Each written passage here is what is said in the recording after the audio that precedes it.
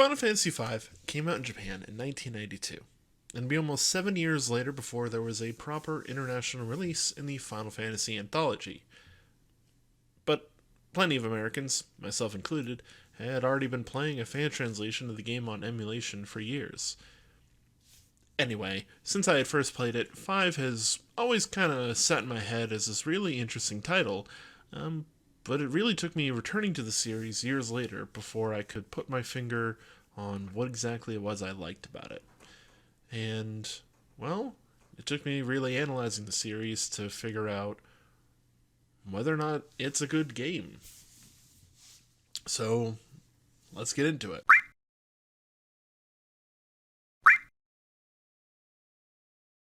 I think we'll start with the story, because the story of 5 is. It's really not one of the most complex stories out there, even measured to some of its contemporaries. You play as the Warriors of Light, who are put on a quest to save the magic crystals that harness the power of the four elements: wind, water, fire, and earth. Unfortunately, the heroes arrive too late, as all the crystals shatter upon their arrival. But partway through their journey, it's revealed that those crystals also served as a seal on an all-powerful sorcerer, Exdeath. It's not a very subtle name, but hey, it works. Exdeath is a sentient tree that had absorbed the evil souls imprisoned within him, and it consumed him completely. And he wants to blow up the world for reasons. Thankfully, the shattering of the crystals also happened to bestow the souls of warriors past to our heroes, and they use these powers to defeat Exdeath once and for all. I am definitely glossing over the plot, but honestly, you're not missing out on a lot. The story is far from what I would call deep, and unfortunately, there isn't really a lot here to dissect. 5 has all of the weight and gravitas of a Saturday morning cartoon, with all the staple characters to boot.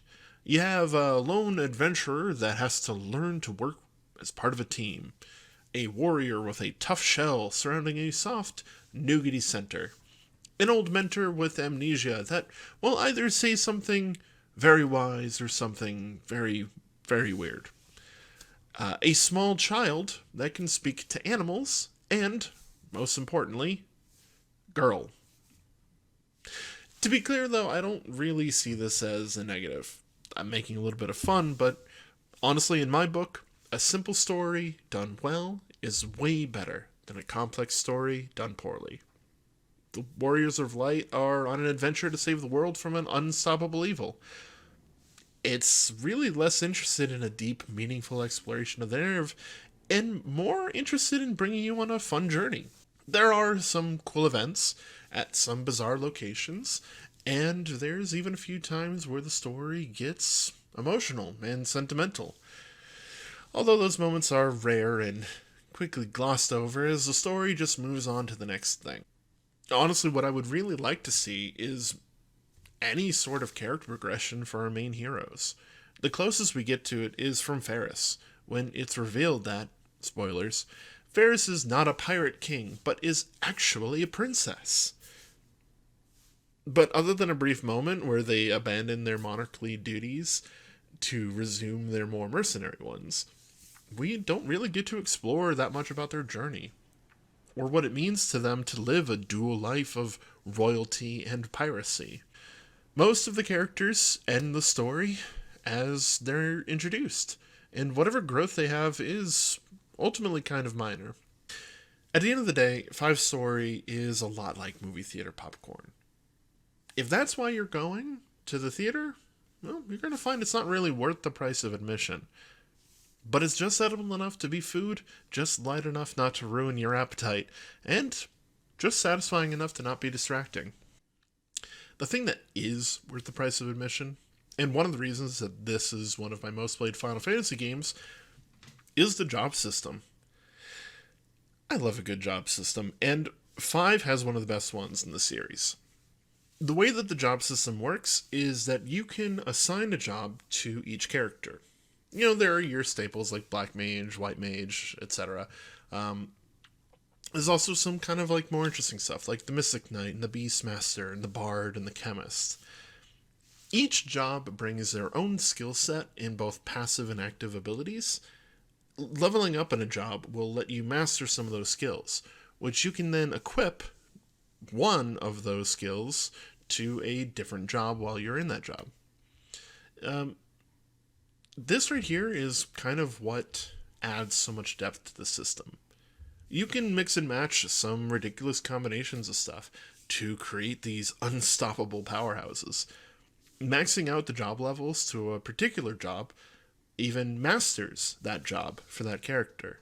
In addition to learning everything you can learn from that job, which includes some really powerful stuff, the base freelancer job benefits extremely strongly from this. And it's one of the ways you can create a pretty ridiculous combination. So, the way this combination works is that the freelancers, they just get the passives from every mastered job.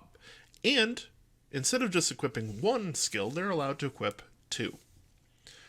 So, in order to do this ridiculous combination, you have to master the Ninja, which gives you the ability to hold two weapons, which doubles the amount of attacks that you take. Mystic Knight's sword magic lets you apply magic to your sword, as the name implies, which either deals extra damage or just adds like a guaranteed status effect. So if it's fired, then it's going to do more damage and it's going to be fire-based.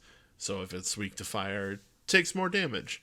But also if you put something like blind on your sword, it will blind the target. Finally, you need the Ranger, which gives rapid fire, which, the way rapid fire works, it's 4 attacks at random targets. Each attack does half damage, but it also ignores defense and evasion, so it's guaranteed to hit. If you have dual wielding, that number becomes 8. Combine that with the Spellblade, and you have just a way to completely decimate an entire group of things, or just destroy one boss. This move's so iconic to 5 that when they were trying to give Bartz a special move in Dissidia, they gave him a move and they called it Spellblade Dual Wield Rapid Fire. A name so good, it doesn't need any more explanation than that. FF5 also has some really great boss fights. They're not as flashy as some boss fights can get to be later in the series, but they are memorable in their own right. There's Atomos, dragging your knocked out characters into its gaping maw, which is not only a tense and new experience for people at the time, but also it can be kind of a neat strategy to let your knocked out characters get dragged in so that the boss doesn't do anything else. There's a Sandworm, which switches where its sprite is to punish players that act too quickly and aggressively. Gilgamesh, which, he's a constant reoccurring character that just challenges players in his personal search for the ultimate weapon, which you can get if you keep fighting him. There's also Omega and Shinru. These two optional bosses that really test the limit of your abilities. And honestly, there might be some of the most difficult optional bosses I've ever played against in these games. They're not the most, but they're up there. But my favorite bosses are probably the twin bosses of the Fork Tower, Minotaur and Ziltoid. The Omniscient. The two of them guard the ultimate spells of Holy and Flare respectively, and they force you to split the party in two in order to meet them. The tower itself isn't that complex. It's mostly just a series of rooms and stairs, but it's the fights themselves and the challenge that they represent that is what makes it interesting. See, the Minotaur, he's a physical guy, so he requires that everybody who faces him to also be physical. Every character is silenced upon entering the tower, and you just can't use anything other than attacks and skills and items. Meanwhile, the Omniscient, he's a magic guy, and his whole shtick is that everyone in the tower is some sort of magical mage thing, but he himself won't allow you to use anything other than magic on him, because if you do, he just resets the fight. Once you have a good strategy, they're honestly not that difficult, especially because Mystic Knight completely ruins Omniscient with the Silence Blade, because it prevents him from casting any spells. But really, it's just the concepts of the fight that I like. I think that's a good thing to focus on. 5 isn't terribly difficult, but it's not really that easy either. It sits on this like nice middle ground where you're rewarded for knowing a correct solution, but you're not severely punished for not doing the right thing. It makes exploring the world they present fun, and that's a good thing too, because while the main plot isn't super long, there are a ton of optional dungeons to explore and collect all sorts of things from. They mostly do it to unlock these tablets that give you some like late game weapons, but there are all sorts of spells and summons and weird items you can find. Exploring when I want to is great, and a short story when I don't is great too. It really finds this nice line of difficulty and time. And it also gives you all sorts of room to experiment with the different jobs and the different classes. Having all these different options laid out in front of you and having this nice world to explore where you can find all these hidden spells and hidden abilities really kind of makes it so that it's worth seeing what the different things can do. And some classes that don't appear that useful on the outset can end up being really powerful with the right boosts from another class. If you're looking for a challenge, you can always check out the charity drive called 4-Job Fiesta. I'll put a link to their website below, and I'm not affiliated with them in any way. I just like them and participate every now and then. The main premise of the 4-Job Fiesta is that there are 4 times in the game that you're given a different set of jobs. It's basically with each of the crystals. So they're commonly referred to as the wind job, the water job, the fire job, and the earth jobs. The way this works is that you will be randomly assigned a job once you get to whatever crystal you're getting to. And that's it. Those are the 4 jobs you can use. So when you get your first job at the wind crystal, you get 1 job, and all 4 of your characters must be that job. Once you get your second job, any combination that you want, etc., etc. But at the end of the game, when you have 4 jobs, that's it. Those are the 4 jobs for your 4 classes. The basic rule set, I mean, it's just a simple progression, but they do all sorts of weird and interesting adaptations over the years to even people who've done it a lot. There's something to try out and some new way to play. I wouldn't really necessarily recommend you play this way for your first time playing, unless you're like an old hand at RPGs in general and you're totally fine with this sort of thing. Honestly though, it's the only way I play the game these days, and I play it a lot. Plus, if you play during their charity drive, you get to help out a good cause. The community is great, super welcoming, although I personally just lurk in their Discord. But there's all sorts of resources online, not only to show you where to get to, how to sign up for 4-Job Fiesta and all that stuff, although it's pretty simple. But there's all sorts of guides and walkthroughs that really can help you figure out the best way to play with your jobs. I don't know. I just find it's a fun way to play the game. That's kind of creative, and there's a community around it, which is always kind of a nice thing. I guess now's the time to talk about my favorite track from 5. I don't really like talking about the music too much because, for the most part, I think I've said this before, I'm not a music guy. I recognize when I like music, but I'm not good at analyzing what makes music good. That being said, I think Five's music's probably one of the best soundtracks out of all the Final Fantasies.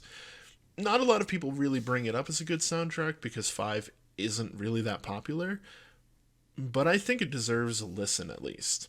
The main theme is legitimately probably one of the best themes in Final Fantasy. And the boss music is really good, building up tension and suspense.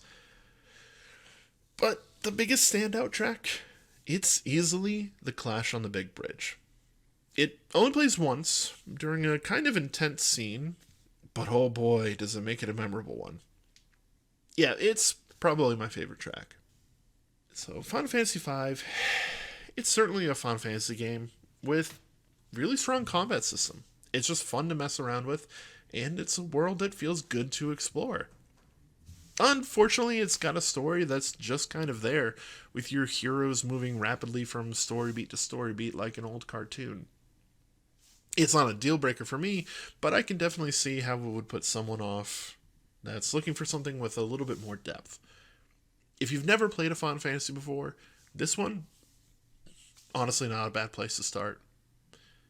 And if you're an old hand at JRPGs, but you somehow missed this one, I definitely recommend it. Its lack of story depth is a hindrance to its gameplay, but it is the one thing that probably keeps it from being great. But you know what? I'll take a good game any day of the week. So, where does 5 land in the rankings? Honestly, this one's pretty easy right now, because there's only 2 things to go through. And yeah, I like 5 a lot better than 8.